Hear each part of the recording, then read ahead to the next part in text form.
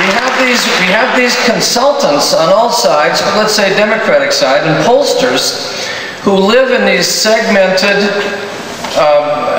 state of consciousness where they say, oh, the issue now is the economy, which is a way of saying that they're really uncomfortable and have always been uncomfortable with ending the war in Iraq, much more comfortable with what they called condescendingly lunch bucket issues, as if any of them ever carried a lunch bucket.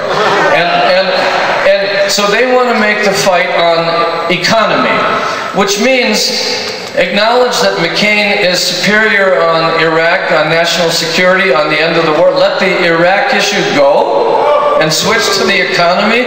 We have to say, no way, we can't allow that. What we need is to link the issues and say that the war in Iraq is a direct cause of the recession we're in, that $3 trillion are being spent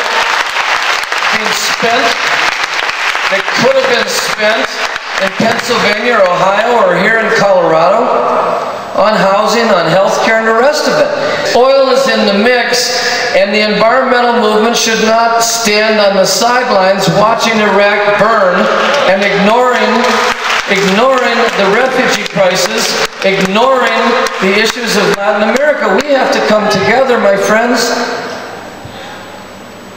The interests that we are opposed to are the oil interests, the corporate interests that want to turn the world into their marketplace, and their neocon ideological advisors who have captured the Republican Party and are using John McCain as a kind of frontman for the restoration of all the worst. And this is not rhetoric. His foreign policy advisor, Randy Schuneman, was until May a paid lobbyist for the state of Georgia. Before that, he was a paid lobbyist in charge of the Committee for the Liberation of Iraq that fabricated the case for Chalabi to lead us into that war. He's on the staff. Can we be fooled so many times? I think not, but this is going to be a battle because we have a centrist presidential candidate, doesn't like to get involved in these unseemly arguments, partisan-sounding arguments. We experience that we seem to have a war every 5 years. I don't want to develop a theory here. I don't want you to run home and read Lenin. There may be no theory. I don't know what it is, but I'm talking about experience, which is the great teacher. And I'm saying this. Give up the idea that you can work on your domestic issues alone.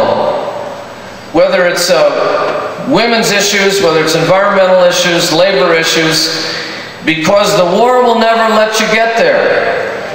We will not have enough money ever for health care. It's been in the Democratic Party platform since 1948. We're the only country in the industrial world that doesn't have national health insurance. And it's because we're the only country in the industrial world that has fought war after war after war. And you can say, okay, oh, some of them were justified. Oh, what about this? What about that? But my friends, is there not a pattern here? Do we not notice this? That our lives are continually disrupted and our pocketbooks are continually robbed by people who have another noble cause for our sons and daughters to die far in a faraway country.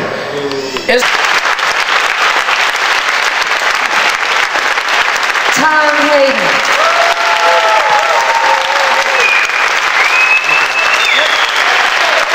Thank you.